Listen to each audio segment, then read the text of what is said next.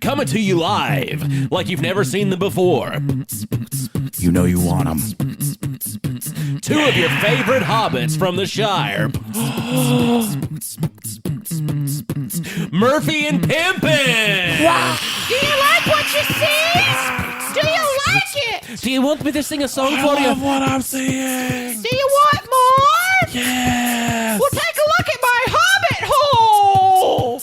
Oh, I can see the Shire. Show me them furry feet. I got some Lincolns. Give me them feet.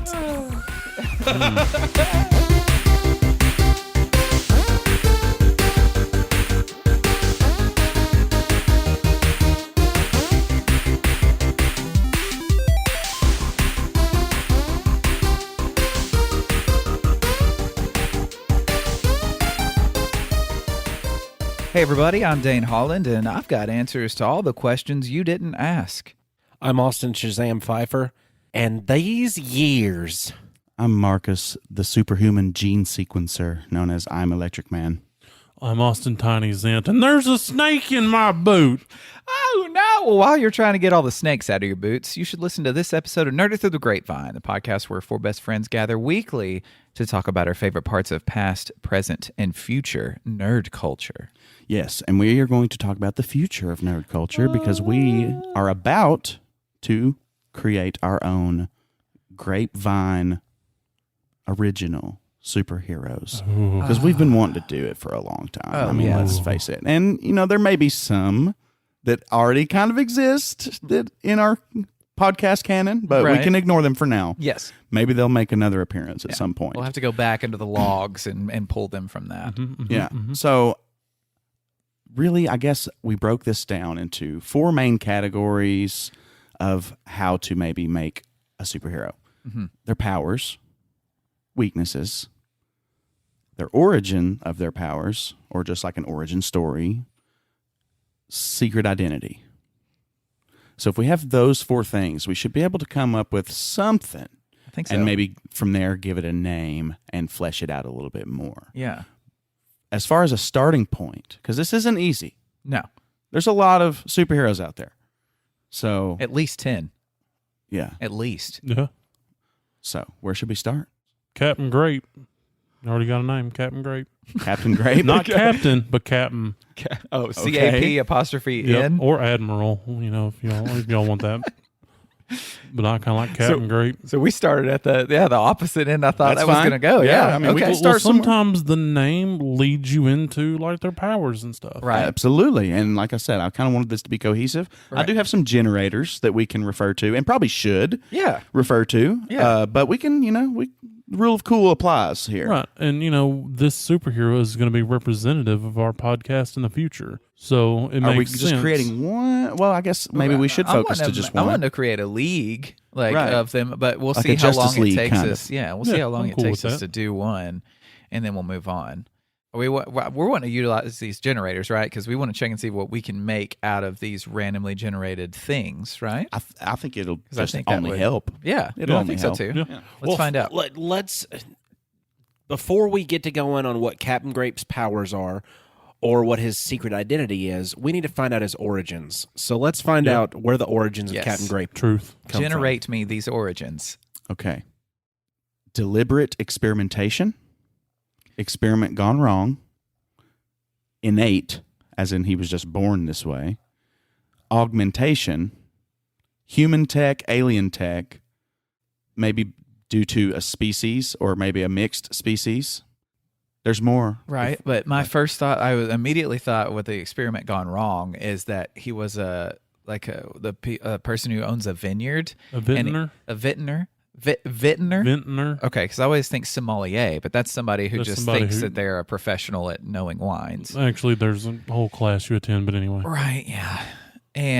But a vintner. So he's a vintner, and he's trying to invent a brand new wine that could just, it would be the most amazing, glorious wine to ever be created, and something goes wrong in the process. Oh, okay. And he's doused in the grape juices, and his Yes. skin has been turned into the color of grape. The wine of the gods. He found a new strain of yeast, like maybe somewhere on a mountaintop, or some or alien. maybe it's some kind of space yeast, and he's like, "This is gonna make the best wine anybody has ever tasted." And he got exposed through a spill of the space yeast wine through these genetically modified grapes that he's also made. That was the perfect concoction to actually soak into his skin and give him superhuman abilities, but he has to have a trigger, I think, because I don't see him existing as just always purple. I think he's just purple when his powers are activated. Yeah. Okay. Yeah. So like a Hulk, but Kinda doesn't get hulkish. big. Because literally, because that could be representative of the grapevine as well, because what you've got is just some normal-looking dudes. I mean, just some normal. Why'd you look at me? Just some normal looking dudes until you say like 2 or 3 words to us, and then all of a sudden you realize that we're big old nerds. And so you've engaged. He's just like us. He's unsuspecting until he has to use these powers. Then all of a sudden it's obvious he's super. Or his powers can only be active between 4:17 a.m. and 3:43 p.m. Like he can't help it during that window. He's powered. Outside of that window, he's normal dude. Oh, I mean, we don't have to go with it, but that's just a thought. I like the time variance on. I like the time variance on being a weakness. Yeah, 4:17 a.m. Maybe he just has to be drunk on 3:43 wine. p.m. That's typical. When he's drunk. Yeah, when he's drinking the wine, he's Because the he's wine is Captain the Grape. super thing, right? The wine is the... That's maybe. I mean, yeah. Well, Right. that gives his whole thing like a timetable because eventually he might run out of space yeast Right. or these special modified grapes. I know until exactly. he gets drunk. No, No, like eventually he'll run out of the supply to make what he needs. Oh. he If act, that's the case. he has to have a staging period for activation of his power. He has to drink copious amounts of the wine, but then during his hangover period between the hours of 4:17 a.m. 4:17 a.m. 3:43 p.m. Okay. He's hungover. That's his main time for his superpowers to be active is when he's hungover from Okay. this cosmic space I wine. love it. I love it. Okay, we did it. We found our way to it. Yeah, okay. So it's a magical substance that's forming. We can maybe flesh that out in a bit.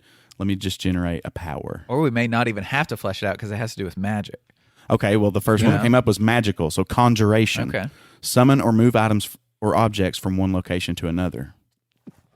Oh. You like that, or should we regenerate? Actually, I don't We dislike can that. do best 2 out of 3. I don't Yeah, dislike because maybe that. he doesn't have just one power. Yeah. I can leave temporal powers in because he is powered by space yeast.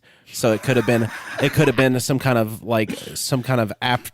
after dust from the destruction of a planet from getting sucked into a black hole or some kind of explanation Love like it. that. Love it. So that's how he's got access to temporal vortexes. He can keep stuff in, so he can summon items through that to just put in like basically a space pocket is all he calls it. So the space yeast went through a black hole and ended up on Earth. another on Earth, like it's a far distant black hole that somehow transported it to Earth's atmosphere or something. Okay. Yeah. I like that. So yeah, so maybe he can access more space yeast by using this ability to reach through to the black hole that it came through in the first place. So he might be able to go to the source Maybe. of where would have to be dangerous, though. Where very So should he have another power? yes, one more. He's uncrushable. Or he can he's be crushed. infinitely crushable. That's it. He can be Another squished. weakness. He Yeah. can be squished as much as possible, but he always comes back. Yeah. It's another way to be invulnerable. What else do we need? Well, we got He two. was a vintner already, so that was his. Right, That's that's kind his of his secret other identity. secret Is- identity. Yeah. Is there a table to roll about like the parent factor? Oh, I didn't even think about that. We can just assume they're both dead. Like for all of them, like and every he- single one of them. he it'd actually- be something interesting to flesh out. I just don't necessarily have anything to do I that. feel right like I feel like he was raised by a single mother in the and an vineyard. abusive stepfather, which made him be a vintner so he can drink away his past. And he invented the space wine because he was trying to make a wine that would just keep him infinitely drunk. And instead he became Captain Grape and became what he was. I'm taking your suggestion and I'm going to buff it a little bit. His father owned the vineyard. His father died. His mother then inherited the vineyard and married his father's best friend, who secretly sought after the vineyard the entire time. He killed the dad. So there's their conspiracy going on with that. And then you've got the jealousy and rage coming from the child, seeing them growing up that way. And then the father figure he now has is, resents him because he's next in line to inherit it because it's blood, and he wants to inherit it through will, because he's through the will of the mother. So that's why he's married her. But he's abusive to the stepson and everything else the entire time. And then when the boy actually does inherit the vineyard, he uses it as his escape to cope with those memories of the abusive father. Yeah. Like they made him go turn like antennas in the storm because who cares if the kid dies? Yeah. Kind of situations. Captain Grape, check. Hold right? on. We're not seeing anything? We ready? Okay. These have to happen after each one. So maybe we should maybe now think about like an arch nemesis for him. Where should we start with that? Because, okay, so he gets these cosmic powers of conjuration, energy control from the magical grape yeast, space yeast concoction that he creates. But then there has to be some entity, I feel like, almost Ground attached to the black hole almost. it's searching From that out. other side of the portal where the space yeast comes from Yeah. would come his nemesis, I think. I've got it. The one who's the biggest threat to all grapes in the universe. And Stepfather? that is a psychic-powered insect. Insight. That would, yeah. Okay. PSYCT. like a PSYCT. Oh, I just thought the idea of like being an insect, but having like these psychic powers, because they've got to have their way of communication with the rest of the insects. like a hive mind. Like a hive mind kind of thing. And he can control all of these insects through his hive mind.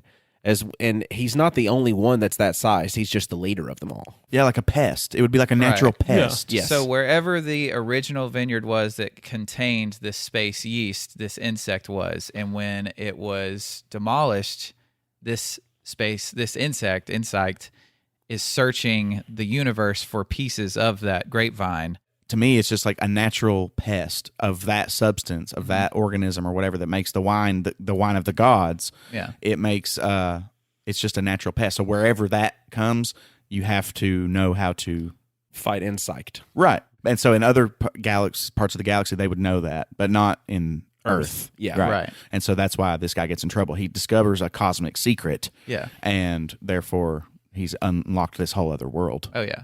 Plus, this thing has is to come from another. Like, it's so far off in the universe that the stuff traveled through a black hole. Mm-hmm. So, like, we may not know much about it other than it is an insect that comes for this stuff. Like, it's here to take it from you, and it's the source of his powers. He can't have it take it from it's him. a constant battle that he has to fight Right. in order to stay a superhero. And you mentioned it's like a hive mind because this might not be the only place that the space yeast has traveled to. Right. No. And he's not the only one of his kind. He's just their leader. Right. So the hive mind knows. Yeah, Insight could also have like telepathic abilities, but only to insect like life forms. Yeah, but maybe he can just like modify. Like I agree with what you're saying, but by now he's kind of a superhuman of his own, Right. and so he's Well, developed that even further. Yeah, like he can command them and make them do formations and whatever, and use them as like a biological weapon. Oh, or like using his make mind. constructs out of ants. Yeah, Like he wants a sword and he like forms a sword from the ants that are on the ground. Exactly. He just reaches his hand down, the ants form a psychic sword that he puts. insect control, Yeah. pest control. That's what I thought about his name being. Cool. Well, that's satisfied the itch for me, and of course we can further develop these characters. But just for kicks, I want us to kind of just generate one at random, maybe to kind of plant some seeds for next time. absolutely. So We need some B grade heroes too. We need Yes, some of absolutely. the side heroes. absolutely. So let's do that. I'm just gonna generate a power, and we'll start from there. Yes. And then we can kind of come up with a weakness, maybe. Or maybe we should start with a weakness. I like that. Okay. Well, oftentimes they're reflections of each other. Yes. Okay. Let me generate a weakness. Sauerkraut. Here we go. Here we Nice. go. I like it. I like it. And they're German. So, like growing up, they ate sauerkraut their whole childhood, and that was making their powers dormant until they got old enough to where they're like, no, I'm not eating the sauerkraut. And then they punch the table, and the table snaps up because they're so mad and tired of eating the sauerkraut that it's not allowed them to become their full self. You think that you have defeated me. Thank you for doing your best German accent. That was awful. But That was so bad. it is clear your weakness is the sauerkraut. Flat soda. Is this a power or A weakness. I like the sauerkraut. like they grew up poor? So every night for dinner they had sauerkraut and the flattest of sodas because they could only buy it on the clearance aisle. Or just Taylor Swift's music. That might be a power, like something that increases the power of Or maybe to one hero it's the weakness, but to another it's like what powers them up. Oh my gosh, they play Taylor's version and all of a sudden everybody's buffed. It like sucks the powers out of one person and imbues into them. Yes. Like I was already powerful, but now I'm more so. Yeah. Can the sauerkraut flat soda superhero name be Sweet Fizz? Because like it's I the said- opposite of sour and flat. Like I said, we didn't get to use the generators all that much Right. this time. Yeah. So I just wanted to kind of generate some Okay. ideas for the next time we do this segment. I want Sweet Fizz. Because we need a lot of heroes. We can't just have Well, great sweet Captain kraut Grape. just sounds just It's it gives sweet. me the Yeah, it gives me the exactly. shivers. It's Sweet Fizz. So I like our little Sweet Fizz B character. It's going to be one that I cling to. I can think, almost quite a bit. taste what sweet kraut is, and I hate it. Oh, sugary cabbage. Okay. Now, Marcus's topic was a celebration of superheroes and kind of grapevined them. So I'm going to teach you how to celebrate properly by giving the high five. And I found this article on WikiHow. How to do a high five? Yes, Okay. there's two methods. There are two. There are methods. Just two? Yes. Well, They can that's only all get it goes two? into. Okay. Well, the first method is performing a basic high five.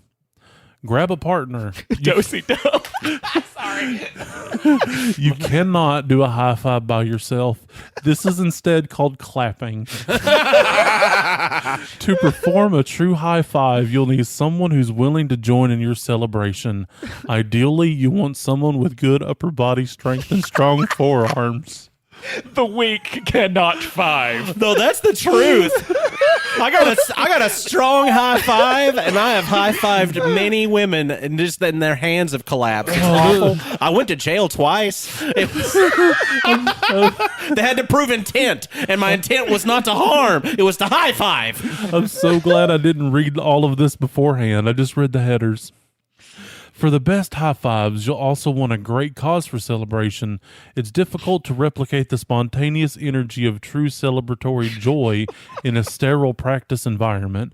So look for opportunities to vanquish foes or do cool skateboard tricks wherever you go. Does it really say this? Yes, I'm reading it verbatim. Dude, I ollied like 3 inches, man. Did you see that ollie? High five. Hell yeah. Make sure you have a good posture. To put maximum power in your high five, you'll want to have a sturdy posture. Plant your feet firmly on the ground, about shoulder width apart. Keep your back straight and roll your shoulders back as you puff up your chest. This strong stance allows you to push off the floor, transferring There you go. power up through your body and into your wrist for an ear-splitting result. That really hurt my head.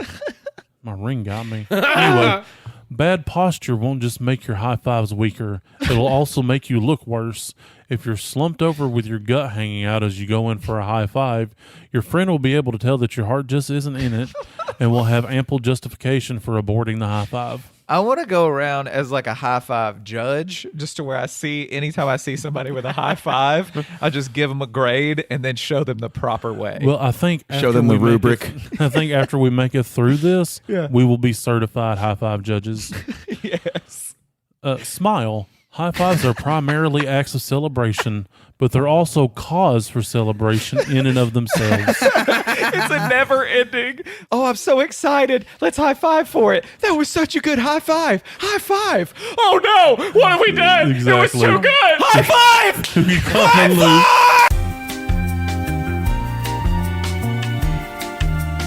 There is absolutely no reason why you shouldn't be smiling as you high five. Being able to high five is a great honor. Never take it for granted with a half-hearted smirk. Our forefathers fought for our ability to openly high five who we feel that is in the need for a high five. Yes. It's the tyranny that kept us from the high fives that causes the separation. Yep. Hence the Revolutionary War. People think it was taxation, but that is not the case. It is solely on the high five. The sole exception to the smile rule is that in the few seconds after your hand makes contact with your partners, it is acceptable to wince in righteous pain. Feel the friendship burn Yes. with one another. Especially down in your elbow. Wind up. Start to move towards your partner. As you take your first few steps, bring your dominant hand back as if you're about to throw a baseball. Your hand should rest in this... why did they bunny ear the word cocked position? I don't know. With its palm open roughly behind your ear. You may twist slightly at the waist and or lean back slightly for added power. You have to get a walk up? Like there has to be steps involved? For a proper one, yes. So I can't be sitting down and give you a high five. No, if it's a smile I would consider and that a everything. medium five. I feel like okay. crow hopping into a high five is just asking to hurt somebody. You have to be so confident in order to do the running five, like this crow Yes. hopped high five. Swing forward. When you're a few feet from your partner, let loose with all of your might. Snap your hand forward at maximum velocity, swinging your shoulder, leaning forward and twisting slightly. If you hear a loud crack before your hand makes contact with your partner's, don't worry. This is your hand breaking the sound barrier. Aim square for the center of your partner's palm. He or she should do the same. If you're having trouble hitting your partner's hand, try focusing on his or her elbow as you swing. Seriously, try it. It works wonders. I've seen the focusing on the elbow thing before, and it actually does work to engage in a better contacted high five. Really? Yeah. I wonder what the science is behind that. I don't know. It's like Make Hand-eye coordination. Yep. yeah. Make contact. The resulting sound should be a quick, sharp smack that may reverberate for a moment or two, depending on the acoustics of the room that you're in. Revel in the satisfaction of a job well done. You'll know you've given a great high five if everyone around you immediately turns to stare with an annoyed expression on their face. Ignore these people. They are known as haters and are expressing their annoyance only as a way of making certain deep-seated insecurities. They're those that will be judged by us because we're going to see them do half-ass high fives, and we're not going to let it go. And they need to know the context of that high five. Just because we're high fiving at a funeral doesn't mean we're high fiving about the person who's there dead. We're high fiving at a funeral over something else that's happened. Ask questions before you judge. Yeah, we're celebrating their life. Yeah. Yeah, those are incredible socks you have on. Yeah. I know, right? High five. Celebrate with your partner by giving a hearty shout. Congratulations, you have just successfully given your friend the best high five possible. To increase the emotional resonance of your high five, shout out the words yeah, yay, or woo with your partner. It's up to you. Oh, definitely a woo Other high five good at a funeral. choices. Hell yeah. All right. Cool. Radical. Right on. Hip. And woohoo. Radical. Yes. That's it. Woohoo. Method 2. Learning high five variants. Learn the down low. Oh, man. Instead of offering your hand to your partner with your palm facing outward, bring it down near your hip and turn your palm up towards the ceiling. Signal that you're ready by saying down low. Your partner should then slap your hand with a downward swing of his arm. If you're feeling devilish, pull your hand out of the way at the last second. You may or may not want to gloat with a rhythmic remark like too slow. You Oh, my God. Who would have Feeling devilish. Yes. If you've instigated the sequence of down low, don't forget too slow. Learn the Air 5. The Air 5, also known as the Y5, is a long-distance high five which only requires a line of sight to accomplish, which we're all doing right now, apparently. You'll want to follow the classic high five rules without the actual hand contact. In other words, shove your hand palm facing outward towards your friend while she or he does the same. Try to make your palms meet virtually at the same time. For best results, accompany the move with a high five sound effect such as whoopish or kapow upon virtual contact. I disagree. I disagree with the sound effect of the air five. Yeah, whoopish. I've never heard that. Sound effect of my high five. That could have been That's actually me. the proper way to do it. Yeah, that could have been Did you me. know? Mispronouncing the word. No, it's whoosh. Yeah, Yeah. It's an onomatopoeia. yeah. Oh, yeah. That was what I did incorrectly. The high five variant is perfect for the digital age, as it allows two people to high five over video chat from thousands of miles away. Learn the freeze. Perform a classic high five as normal, but after the initial smack, maintain hand contact for several seconds before releasing. For best results, you'll want to make eye contact with your partner. Try to use your eyes to convey a sense of longing, any other host of barely suppressed emotion simmering just below your calm exterior. For extra fun, slowly let your fingers weave between your partners until your hands are clasped in a lover's embrace. And thanks to Nerded Through the Grapevine, you can too. Yeah. And the last of the variants, learn the bro fist and its subvariants. This technique is not technically a high five, but it's a related gesture that's similar enough to bear mention here. In the bro fist, that's hard to say, each bro forms a closed fist with one hand, lightly taps his fist to his partner's, making knuckle-to-knuckle contact, and finishes with a hearty grunt or shout. This technique has several of its own variations. Just a few are listed here. The rocket. Bro 1, after impact, twists his fist and makes a thumb up, while Bro 2 mimics the rocket's tailfire by putting his hand under Bro 1's fist and waving his fingers like a trail of fire as he slowly moves his hand toward the floor. Somebody's got to give the rocket, the propulsion sound. Yep. Yep, both bros make a whooshing noise to mimic the sound of a rocket. Both. So both have to be involved with the sound effect. There are two more. Yes. The stick shift. Upon impact, Bro 2 grabs Bro 1's fist with frontal grip and yells stick shift. Bro 2 then proceeds to mimic the shifting motion of a manual transmission car using Bro 1's fist as a gear shift while making revving noises. Never heard of that one before. And nobody's I've engaging actually a seen clutch. it. Nobody's engaging a clutch. Somebody's got to grind them gears. Exactly. I've seen it when one goes for a high five and the other goes for a bro fist. Right. And so but I've never heard that's when the you move to sound. the stick shift. Okay. Yeah. So it's a recovery. Yeah, that's Okay. what I've Yeah. seen it as. Right, but this just has, that's how you do it. All right. And there's the big bang. Upon impact, move both fists away from each other slowly, as if there was an explosion in the middle. Make low rumbling noises to mimic the sound of an atomic bomb exploding far in the distance. And now that you've all listened to this, you know how to do it properly. We're certified judges, as are you, because you just took the class. Yes. So go out and judge people in the wild to make sure they're using proper form and proper techniques. If they're not, give them a subpar grading and teach them the proper Safety. way. Safety, yes. Now I have to design a certificate for high five judgery for all of our Grapevine listeners. So I will design this and send the PDF to all of our sources. That can be part we'll of the mention at Patreon end. thing. Exactly. You get that with Perfect. the sticker. Yes, you got to buy it. I love it. I also want to add another variant for those that are a fan of the Bro Fist. When you go in for your Bro Fist, before knuckles collide, you provide your second fist from your uncoupled hand, your unfisted hand, and you make a fist with it, and you bring it below your partner's fist, where you have a fist resting atop and below your partner's fist in the Bro Fist motion, and then you say, snowman. Okay. The description of that, Let's see that. probably, like I was watching it.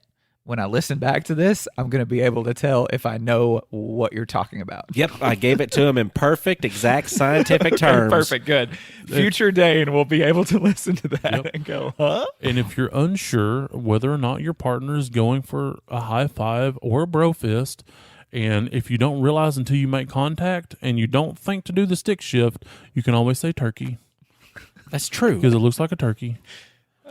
So for the longest time, I actually did that to people before it was even a thing. I think it was started when Dane and I were in Young Life, where the fist bump was what everybody was doing. Then our one of our leaders just would gently graze your knuckles with his fingertips, like instead of like actually continuing and finishing the fist bump, he would take his fingertips and paintbrush your hand with it real quick. So that's what I did for you, and I still do it occasionally. It's wonderful, and I still get people with it because people reach out to fist bump, and then I'll just brush them. They just look at me like it's either I'm offended, like, or who the hell do you think you are, or I want to do that from now on. Yep. The Also- paintbrush is beautiful. I also get that when I do the snail. Yes, where you put the two fingers. Yeah, you do a underneath peace it, you sign, scoop like it under. scoop underneath. Yeah. Under the bro fist. So many variants. There are a lot of variants.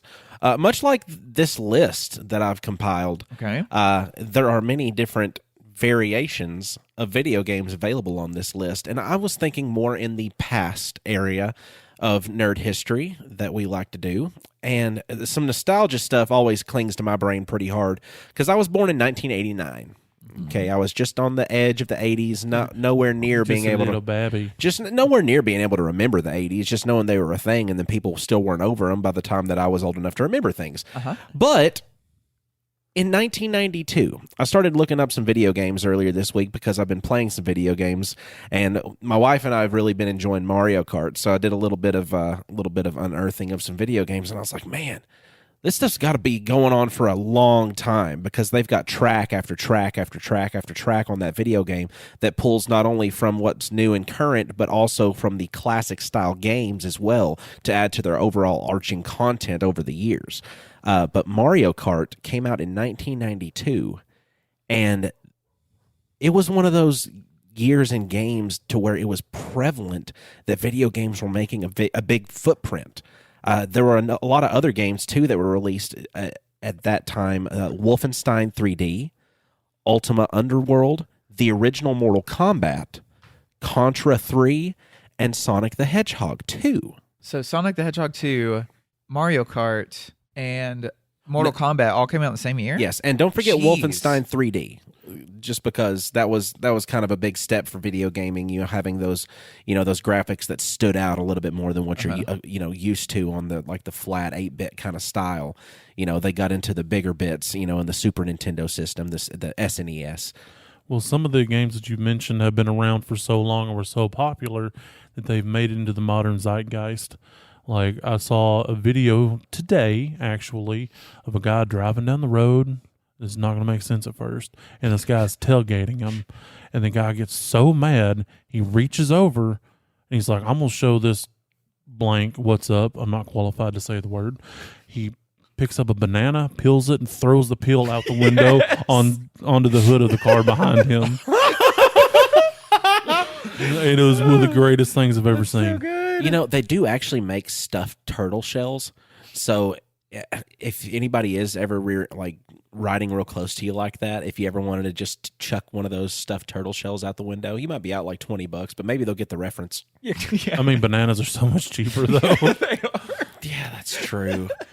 But I couldn't imagine being the person that has no clue what Mario Kart is, and then this dude just throws a banana out the window at you, but then they get the point at the same time, like maybe I'm following too close because this guy just chucked a banana at me. This banana peel just landed on my hood. Yeah, and I mean, the original Mortal Kombat, I mean, it turned heads. Fatality, pun intended. Because it was so gruesome, and the way that they had like the real people on there playing the characters, they were just stuck in their repetitive motions or whatever motions they were programmed to make in there. But they were the real character actors, like actually in the game and portraying the characters, just put on that screen for you to control. So within itself, that was a big step in video gaming, and as well as the more brutal side of stuff. Right. With the blood that they used on there and the fatalities and everything that they would have to be able to kill your opponent, because it wasn't a fight to the finish, it was a fight to the death. And Mortal Kombat was used in the court case against violence in video games, which I think was part of the whole rating system and things like that of gaming too. Mortal Kombat was huge in that. And what I like about this list is there's, even just in 1992, there's staples for different genres of games. Yep. Because the side-scrolling runner, with Sonic, the one-on-one fighting game of Mortal Kombat. The Wolfenstein was a first-person shooter? Yes. Yeah. And Mario Kart being a driving game. There's just so many different genres that got staples that so many games after them were modeled from that. Because there's so many Mario Kart knockoffs, but like there's only one Mario Kart. And even like driving systems and stuff, within video games, Mario Kart had a big deal to play with the way those things, handled in games, because they also, even in the Mario Kart Super Nintendo game, you had your ability to drift. You had your ability to jump little hills that you would see and actually get your same boosts like you do in the the newest renditions of it. Those same mechanics were there, just with a different style of graphics. I didn't know you could drift back then. Yeah. Wow. Yeah, so it was. 'Cause Sonic 2 is my big one from then. What kind of time did you spend with Sonic the Hedgehog? Because I know you love the character. Love Sonic. I love me some Sonic. The original game, I played it a whole lot, and I think I played more Sonic 2 than I did Sonic 1 on my Sega. You get Tails in Sonic 2. Like, Sonic gets a buddy. In Sonic 1, it's just him versus Robotnik, and all his antics in every stage and stuff, and he didn't have a friend. And then we get Tails as the friend, and then that spans into like a bunch of this other Sonic friendships that happen beyond that. And those wouldn't have happened if Tails didn't come along, probably, because there's a lot of games where it's just that one, the one main thing, the hero or whatever, and they go out there with the story. And then you've got, such like Mario, when he got Luigi into the game, that kind of spawned. Now we had Peach and then a bunch of other characters, and now there's a whole family of Mario characters that you can play as. So it really expands on their like character as well as the gameplay. So when Tails came into Sonic 2, that was a big deal for Sonic, I think, because then, later on is Knuckles and Shadow, and you get all kinds of them. Yeah, the different variances on playable characters on the same platform. Yeah. That was kind of a Sonic first thing. I didn't play as many video games as I remembered because my gap of video games kind of stemmed within that same realm of time. 92 to 94, you had like your Mega Man X and a few different games on the NES. And I kind of just always got my brother's hand-me-down stuff. I never had like brand new stuff until it was later on in life. But I can remember, having like a PS2. And in 1999... having a PS2, you had access to some really good game titles. And I used to spend a lot of time with Tony Hawk's Pro Skater. Yes. Tony Hawk's Pro Skater pretty much defined, number one, the soundtrack of the time for me, and number two, provided me with my love of skateboarding being satiated because I was not athletically coordinated at all, being that it was a physical activity. Could I ride on a skateboard? Sure. Could I recover well if I hit a gravel? I never skateboarded again. So I learned how to do a kickflip off a cop car from Tony Hawk's Pro Skater. Oh, did you? Oh, yeah. Yeah, I'm glad you did. Totally nailed it. Disregard the constable. That's what I say Exactly. when I skateboard. Yeah, the only difference was whenever I ollied next to the cop car, that 3-inch ollie, I smacked a sticker onto it and then skated off. I got just as many points as you did for that kickflip, Yeah, you really did. You got Did vandalism. y'all That's good. high five after? If I don't remember. I feel don't like think if you did, I it don't wasn't think done we did. properly. No. definitely not. In the same year that Tony Hawk's Pro Skater came out, it was also another big year for video game releases like Soul Calibur, Gran Turismo 2, System Shock 2, Planescape, Torment, and Roller Coaster Tycoon. Spent a lot of time playing Roller Coaster Tycoon, and I'm sorry if you never got a chance, but there was a big surge of these simulator build your own style video games. Like building tycoon or real estate tycoon, and instead of it being like a game you play on your phone nowadays that you get for free or freemium most of the time as you see them, they were something that a person would purchase to play. You would buy your CD-ROM, you'd put them in their computer, or they've made different versions of them on the consoles with other ROMs like your PS2 that they would have theirs. Soul Calibur was a big one because that brought a famous arcade-style video game, which was a weapons-based combat video game. I think it was called Soul Edge whenever it was in the arcades, and it became Soul Calibur whenever it was published in the actual fighting games on the system, like the PlayStation. But it actually, I didn't know this until I looked at all this stuff up, but it was a manga. and an anime as well. Really? Yeah. So those characters are based Weird. on characters from manga? Yeah, those characters are based on characters from manga. That's awesome. So with playing through the game, you never even in the modern iterations of it, you don't get a good detailed storyline on everything. But there's a manga based, that these characters are based off of that you could read and actually know why they act the way they act with each other. And I never knew that. I just thought that was very cool. Soul Calibur was two big things for me because one, it was the first fighting game that I was actually decent at because my mind could comprehend weapon usage a lot better than hand-to-hand combat. For some reason, I don't know, I would remember combos better and remember button layouts for using these weapons as opposed to just hand-to-hand.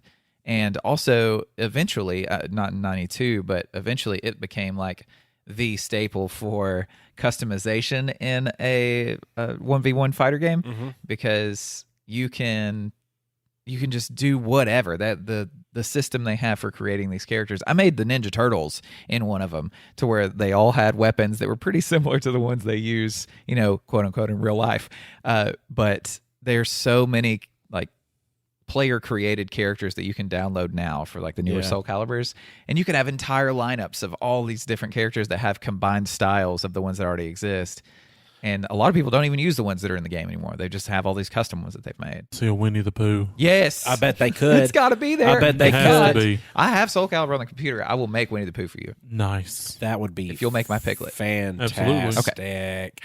The next year, skipping from 1999 to the year 2000, if you wanted to talk about Zelda, because you had Majora's Mask happening that year, you had Final Fantasy IX happening that year, WWF No Mercy was happening that year, and Lord, did I spend a lot of time with that. And oddly enough, I also had a big time wrestling game habit back in those days as well. I did too. Including the backyard wrestling game with the Yes, backyard ICP, wrestling. and then you had the WCW. There was one that was WCW versus NWO. Yep, I had that was that one. it. Yeah. Yes, N64. WCW versus NWO World Tour is I what it think was you're called. And Fair- then Dane had the off-brand one that had no real wrestlers in it, but they looked really a lot like the real ones, and they named them things to where they couldn't get sued, and I had a lot of fun anyway. So you had a Wish.com version Yes, before Wish.com? before Wish ever existed. By God, here comes the grave guy. I remember in that game, World Tour, I think, Sting would actually come down from the rafters in a battle royale. Oh, cool. And I always thought that was awesome. Yep, he would. And it would be like a surprise because it would be randomly generated. You wouldn't know when he was going to show up until there's Sting. He just comes out of the sky. It's awesome. And also, how much did anybody else here spend way too much time playing The Sims? Yes, more so modding or getting mods for it than the actual game itself. I did play way too much of The Sims. The whole 5 minutes I played, everyone died. They wouldn't poop or pee where they were supposed to. They would not eat food. So I just started taking everything out of there. I'm like, you're just going to be in this square room, and I'm just going to watch you die. There were certain instances on The Sims to where I did have little avatar characters that did not want to respond appropriately to anything I tried to do for them. Yeah. So then I'd end up building them inside of a wall and letting them die. So I was not a merciful God. The Sims is just a torture chamber game. That's a game most people end up doing in that game because the game itself is fun for a little while, getting to build your house, make your little characters, but everyone gets to the point where they're like, how could I kill all these things? And that's a part of the human psyche that, I don't know, that game A lot of people don't unlocked want to think for about a lot that of people. part of the human psyche. Oh, yeah, but play The Sims and you'll find out. You Yep. think about it more than you want to mention, for sure. The following year in 2001 blew the whole damn lid off of it for me. Because in 2001, you got Halo, Grand Theft Auto 3, Super Smash Bros. Melee, Metal Gear Solid 2, Devil May Cry, and Final Fantasy X. Yes to Final Fantasy X. That is the first video game that made me cry, and I am not ashamed. Yes. It was awesome. Well, I hated what happened to Titus. I was so I into did, Titus's and story. I No hated- spoilers. I haven't played it yet. And I hated what you had to do with all of your summons at the very end when Yep. you fought Sin. Oron was probably my favorite character in any video game I've ever played. It was a very good but video game. Blitzball was terrible. That should not have been in there. That was the worst. You see, and the Blitzball, with the amount of grinding that I did in that game, because I did get like one of the endings on the game. I'd had 180 something hours plugged into that one specific file, but I'd had it like almost like a beater code kind of thing done with certain different things you had to go through, different quests, different activations, everything else to achieve certain mythological weapons and status unlocks and all this other stuff. And I was able to beat Sin in 2 hits because you couldn't one hit them. They would go down to like 1 HP, and then you have to hit them again. So You beat the main boss in 2 hits. yeah, but Jeez. the time that I spent in that also kind of reminds me of what I had to do in the Arkham Knight game when you had to be in the tank. So the tank time spent in Arkham Knight correlates to what my brain does in the Blitzball spending in the perfect completions of Final Fantasy X. If you don't, it's grueling, but to get the full completion, you have to do it well. So the creators of Final Fantasy were like, you know what fans we need? Sports fans. That's who we need to get onto this. And they're like, Blitzball for you guys. And everybody else gets the rest of the game. And It's like Waka, 3D soccer.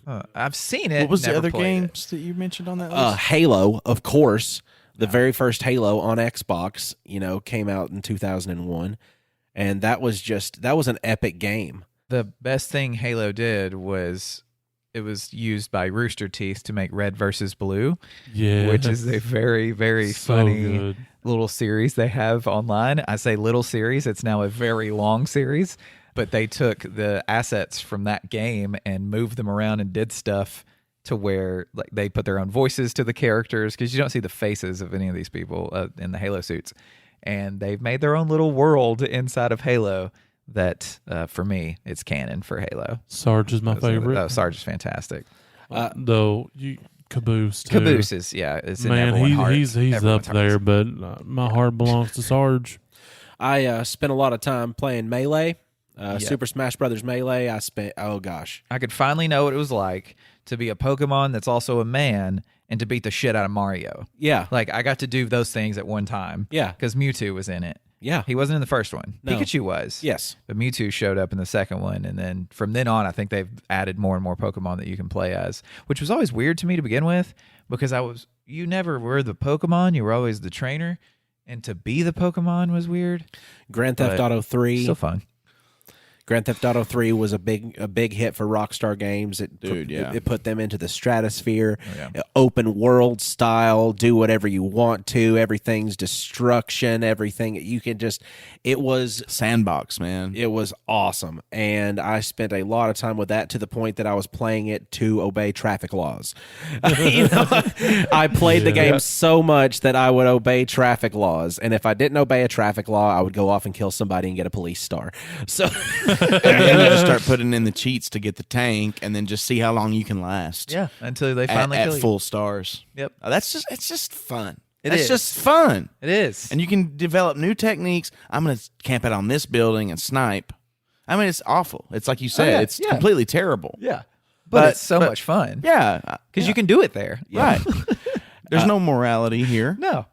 And, as far as like big cluster releases go in my nostalgia brain, the final year on that is 2005, because you had Resident Evil 4 come out. That was a really good Resident Evil game. Too spooky for me. Shadow of Colossus came out. So good. Splinter Cell, Chaos Theory. Here, my biggest two from this list: God of War and Guitar Hero. God of War for sure. Now, Guitar Hero really put a different spin on video games, because that opened up an entire other genre of video games by being able to hold a guitar style controller in your hand, and you've got to strum along to the patterns and the beat of this music, and you've got to keep it going, otherwise you suck and you fail. Yeah.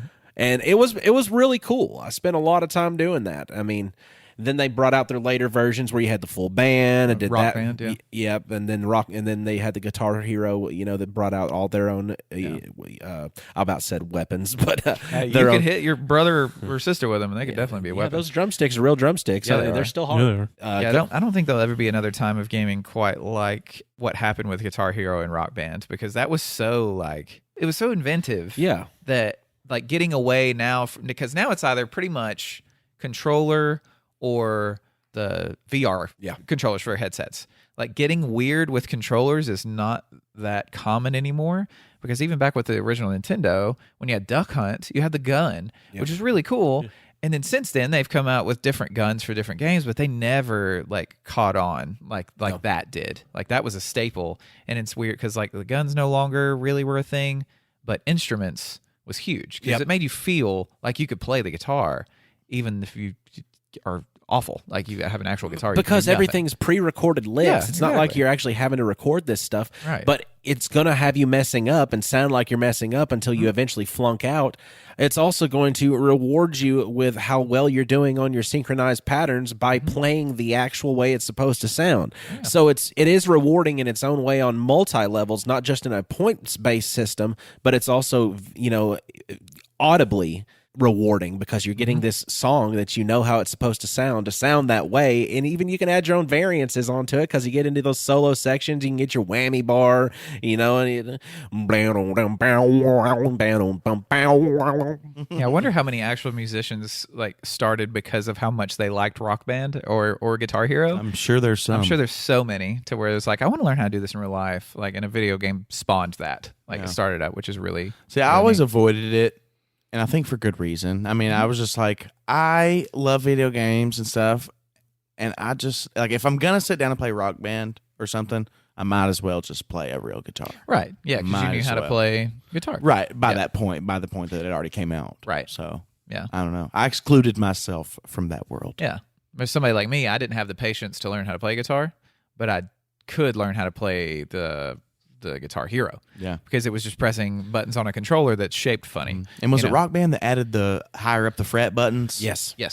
Yeah, because I was only I don't even know if I could do the full four buttons on the stupid thing. But it was fun. I never got to the ability of doing the full But four you buttons. Shred the shit out of a real guitar. Occasionally, I've been known to shred the shit out of a real guitar. I want to shred the shit out of some questions that Reddit didn't ask us. You guys cool with that? Yeah. The first question I have for Reddit didn't ask the grapes is from, it looks like it says Bentley 222, but they made a B out of a 13 because apparently Bentley 222 was already taken for some reason. So from them, they ask, if you could see a scene from a movie/video game reshot in higher quality, what would it be? Does it have to be just a scene? Do you want the whole thing? The whole thing. Just a full remake? Just if that's what's full coming to remake, mind, just throw it out there. But with, the original actors and stuff, obviously. Okay. Star Wars, all of them. Like, start with A New Hope, then Empire, then Jedi. Just redo it all, but the same, like it's the same the actors. same actors, at their same same shots. age. Yeah. Yeah, same shots, like it's verbatim, the same movie. Yeah. But with modern technology. Right. Well, see, that's what Lucas thought he was doing whenever he re-released the original trilogy. Look, George Lucas is... He's a madman. We love you. You spawned a beautiful thing when you created the Star Wars, but you're an idiot. I'm sorry. I'm sorry, Mr. Lucas. You're an idiot genius. Yep. Mine's a weird one because with the Power Rangers movie, the most recent one that came out, yeah, I loved that movie. Everyone did so well. It was awesome. And then Goldar. And Goldar for me... Ruined it because he's just a big old... Look at this glob. He's a gloppy, goopy thing of gold, and he turns into a monster, but he's still just a gloppy, goopy thing of gold. You cowards, make a Goldar, just like that we got in the original Power Rangers. Like, he was neat looking then. You could easily make him neat looking now and make him, like, vicious looking, too. Like, he could look gnarly if they redid it now. And I think my pretty much only flaw with that movie that I can remember is Goldar showing up like that. So I want that thing I want it reshot. I need it done in higher quality because I feel like it was an afterthought. And somebody went, whoa, gold? What if it was all gold? What if we collected him from gold deposits under the ground in the town? Yeah. Okay, so I've not seen this movie, and I literally looked up a screen image of Goldar, and I accidentally closed the page right after I seen it, but I seen enough to know that you're right, and that's awful, and I hate everything about it. He's a goopy giant thing of gold, and it's not cool like the original Goldar. Because you think of Goldar, you think of Rangers. You don't think that's the one. You don't think of like Yeah. He wore golden armor. He was not made of liquid gold. Exactly. That was the pun. There was the pun right there. Yeah. there you go.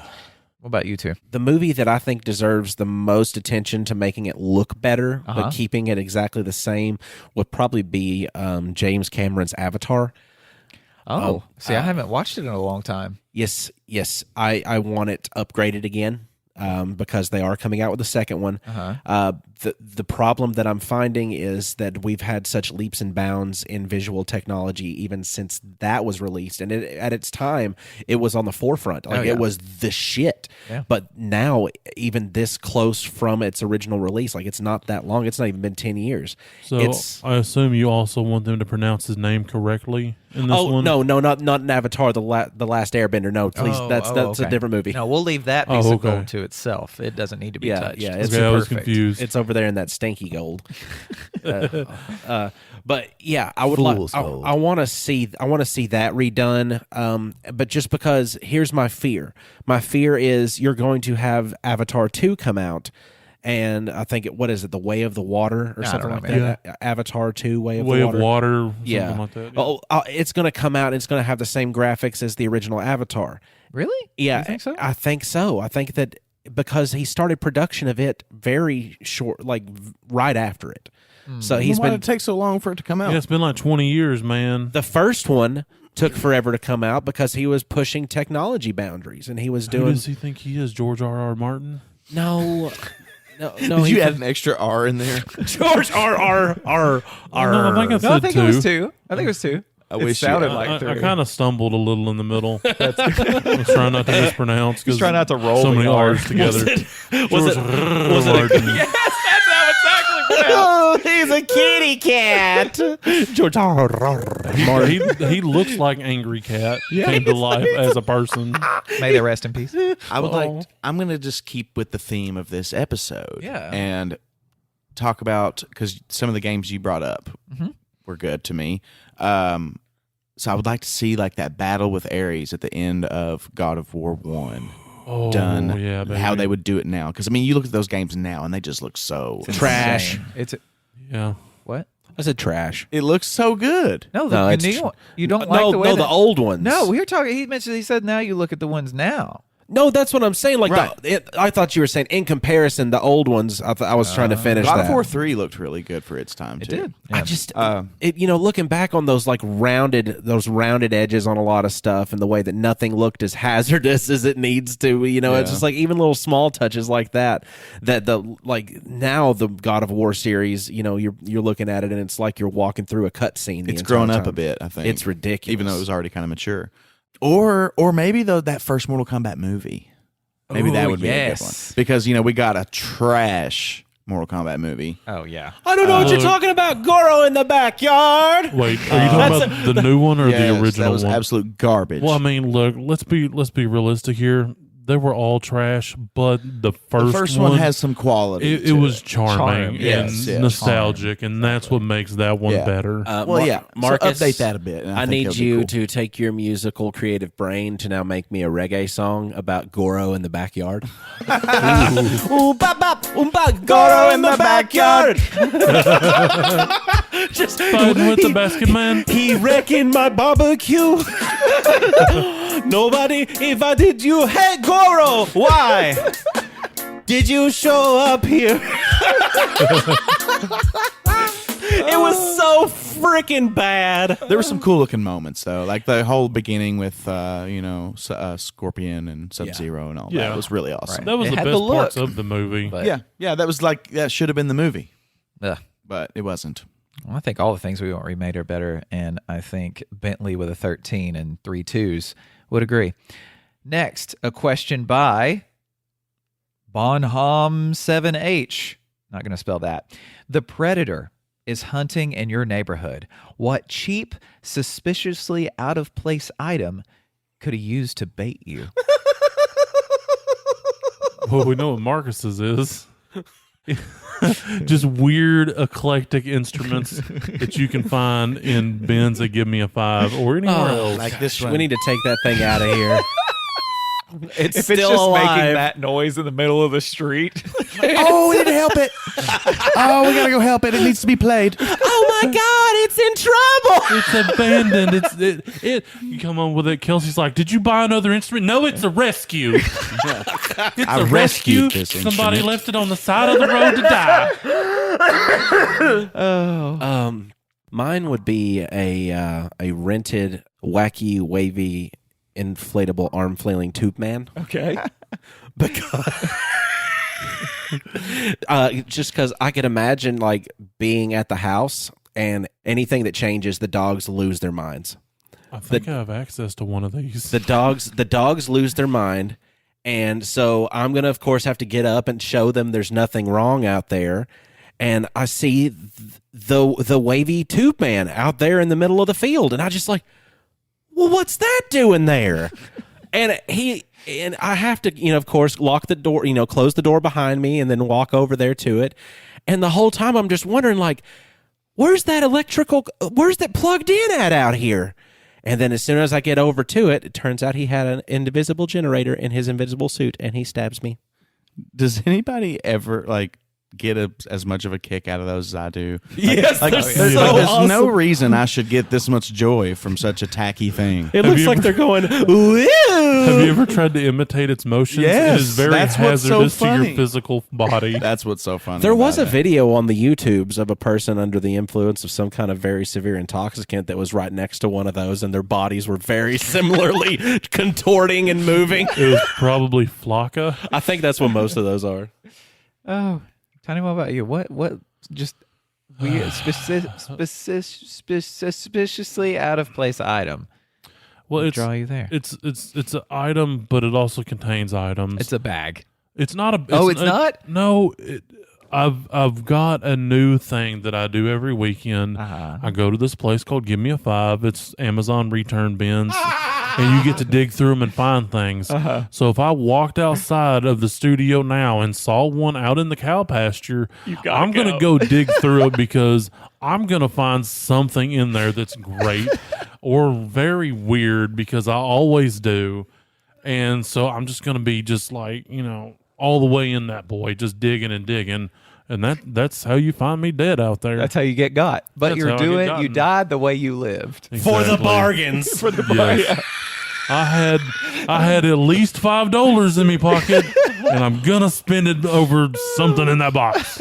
I feel like if the Predator knew that I played Magic the Gathering, all they would have to do is take a single card and place it in the middle of the road upside down, just to where the back is there. And no matter the danger, it could be a really good card for the specific deck that I've been wanting to make. It could be the one I need, or it could be not what I need. Just a basic land. But yeah, basic land just laying there. But I've got to check. I have to look. What if it's worth $4? What if it's a $4 Magic card? You miss 100% of the shots you don't take. Exactly. I thought it was you don't get 100% of the cards that you don't flip over to see what they are. I'm pretty sure that's what Gretzky said. Oh, okay. Or maybe it was Gritsky. I'm not real sure. Plus, I think I could survive against the Predator if I got to duel him like Yu-Gi-Oh style with the Magic cards, because he's got some. I mean, he dropped one on the ground, so I know he plays. Plausible scenarios for escape for all of those items would be a dance-off with the wacky, wavy, inflatable, arm-flailing tube man and the Predator and me. Tiny would have to find the most expensive item inside of the bin, or the Predator would take his life. If the Predator pulled out the most expensive, but Tiny's got the advantage. He's got Earth knowledge. Maybe I'll pull the wacky waving inflatable arm flailing tube man and put him out in the field, which lured you, and through the flailing a magic card goes flying and that lured him. And then somehow on top is this strange instrument that Marcus is like, it's a rescue, I gotta go get it. And that's when the Predator arrives, and that's how we all die Together. It's a chain reaction. Jeez. Perfect trap. Next, by XX Metackle XX on Reddit. They ask, what's the stupidest, most pointless hill you're willing to die on? I hate my hill. This is hard. It is hard because there's so many hills that I'm willing to give my life on. So many. I've been fighting this battle since 1997. Please. Jack did not die at the end of Titanic. He didn't. Yes, he did. He didn't die. He just he did. we just ran away. He didn't die. No. How did he not die? That was her perception. She was freezing to death. He simply slipped underneath the water and went to a more stable vestige. So she hallucinated due to shock? Yes. And old. She was like 90 years old. Well, they met later. They met later on in life, actually, and that's why they introduce her as Rose Dawson at her old age.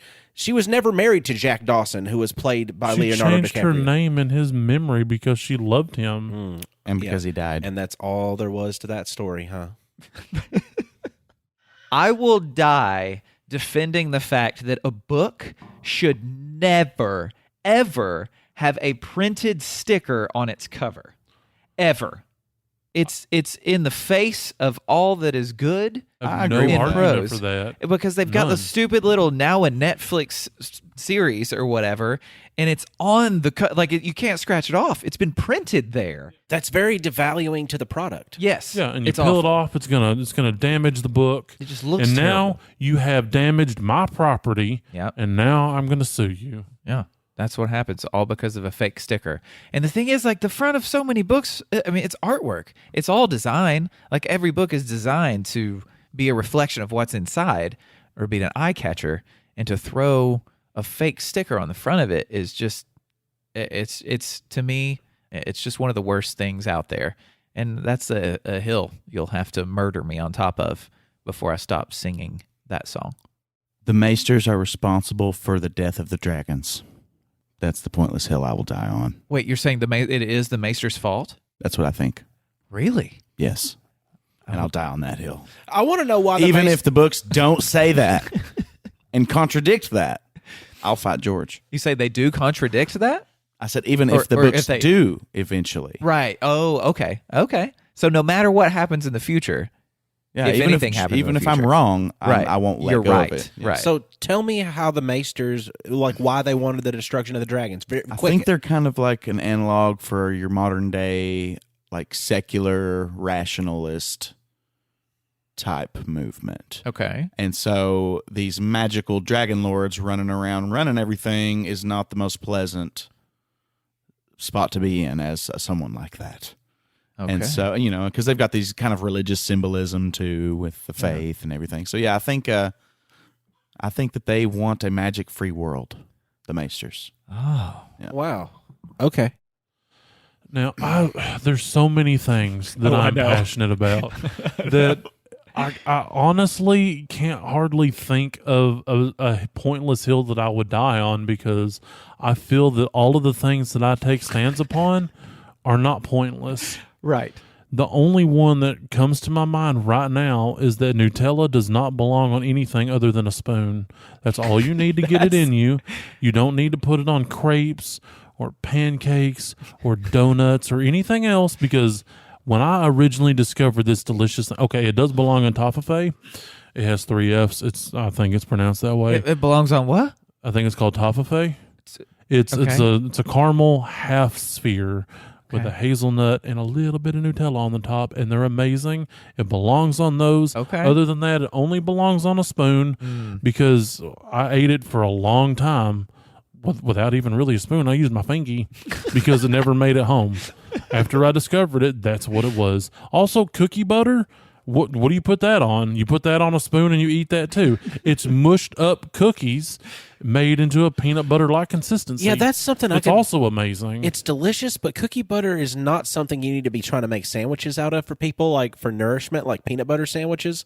Like you put some cookie butter on there. Like, all right, kids, here's your half a pan of cookies on your sandwich. Eat it up. Grow big and strong. pretty much. Gonna lose your feet. Run off of them one day out of the kinda- recess or something. I kind of want to get a big spoon and like dip half of it in cookie butter, and then take that and dip the other half in the Nutella, because I feel like together they would make a magical thing. But that would be the only way that you could eat that, or maybe you swirl it together in a bowl and eat it. Cookie butter and Nutella mixed together? Yeah, Tiny, you creative genius. I know. Here we go. Maybe it can belong on one thing, because maybe fried chicken, because like peanut butter's good on fried chicken, almond butter's good on fried chicken. Why not this wonderful concoction that I just made? You know what other wonderful concoction you just made? What? an episode of Nerd It Through the Grapevine. Thank you all for listening to it. We're on Spotify, iTunes, Good Pods. Download Good Pods. Listen to us there. Everywhere you go to listen to us, there's probably some kind of rating system. And if it's a 5-star system, put 5 stars there, please. It does a whole lot for people finding us. And then put in the description why you enjoy us and why you've given us those 5 stars, or why you hate us and you still gave us 5 stars anyway. And Teespring, that's a wonderful place you can go. The link is within this description to go buy T-shirts and mugs and all kinds of stuff. I don't know what all's on there. It's been a while since I made all this stuff. There's a water bottle. It's a really cool looking water bottle. And it's got our logo on it, and it's very exciting. And if I were to see someone I didn't know wearing our logo on them, I don't know what I would do.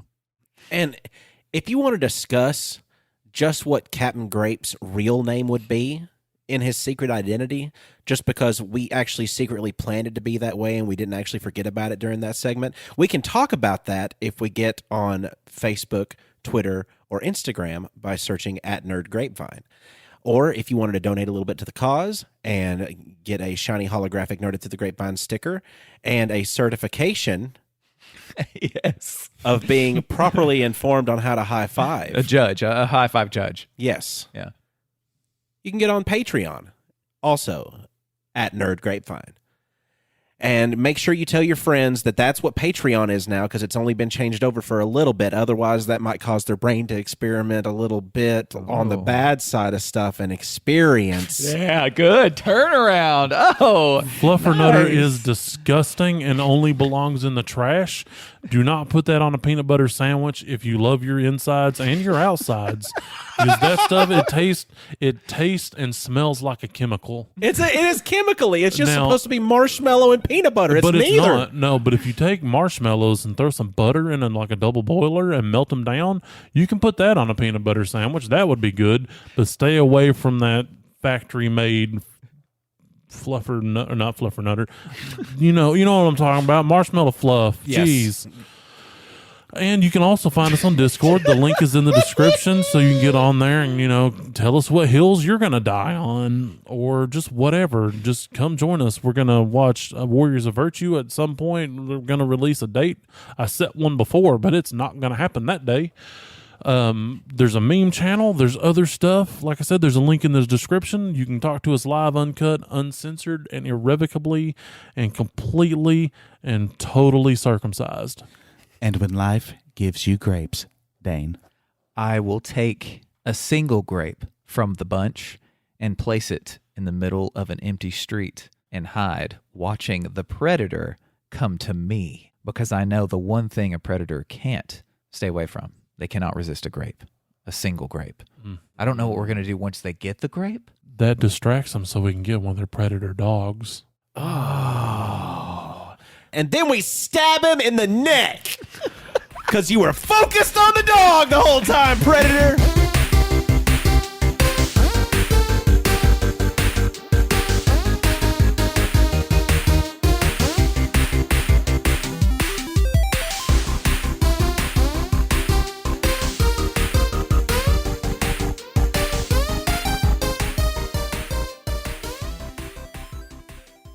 Ooh, bop, bop, Goro in the backyard.